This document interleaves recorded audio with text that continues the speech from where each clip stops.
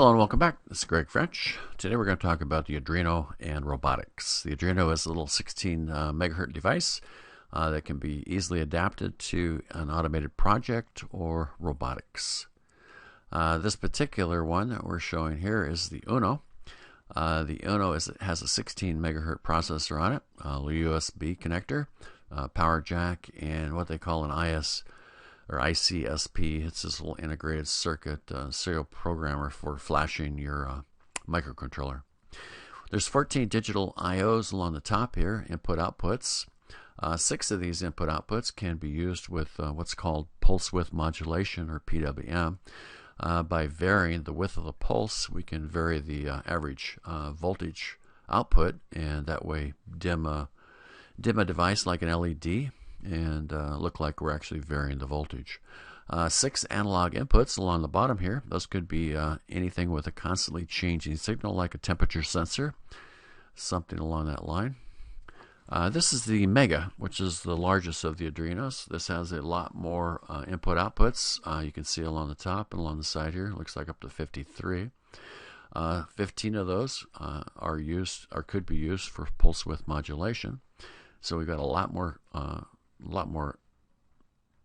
possible inputs and outputs. We have 16 analogs down along here, and we also have our typical 3.3 voltages and 5 volts and ground connections down here also. This is one of my favorites, the little Nano. Again, we're using the 16-bit processor. Again, we have a USB and power and the ICSP and 14 digital outputs. That's quite a bit. Input outputs. 6 of those could be used for pulse width modulation. Again, 8 analog inputs. This is a nice little device. Small device, can be used for a lot of different automated circuits or robotics.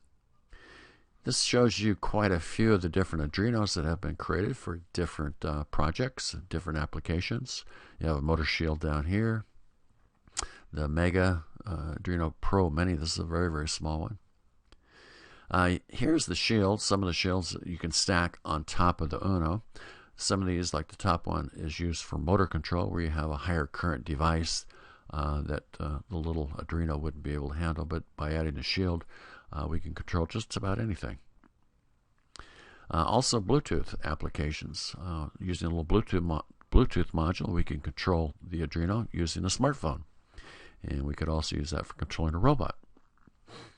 GPS module here, we've used this with quadcopters for recording our GPS as they fly out and identify different objects.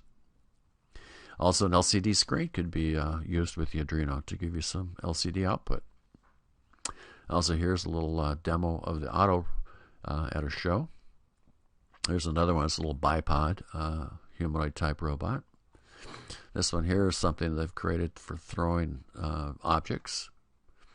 MakeBlock has created one that both follows a line and can do some obstacle avoidance with some autonomous control. Here they've created some kind of a butterfly that actually flies using the Arduino.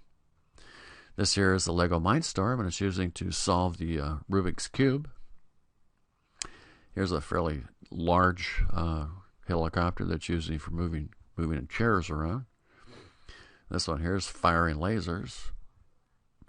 Now here's a little cube. This looks like maybe a quadcopter that's in a ball shape, and he's flying around using an RC. We can also fly these autonomously now. There's a Arduino Pilot program that's been created, so these can be flown using access control and GPS for flying them on missions. That's something that Amazon has implemented. They're flying packages now out to remote islands where they can deliver things using little helicopters. Hopefully we'll see more of that soon. This is one of my favorites. This is the Darwin Mini using the Arduino, and he's taking a little bow here, and he's also doing some push-ups. But this is being controlled using a smartphone and a Bluetooth application. Well, thanks for watching this. We're going to be creating more of these little Arduino projects. Next one is going to be creating a small robot that's going to be able to run autonomously. And we'll talk about the coding in C of these little Arduinos. Again, thanks for watching. See you soon. Bye for now.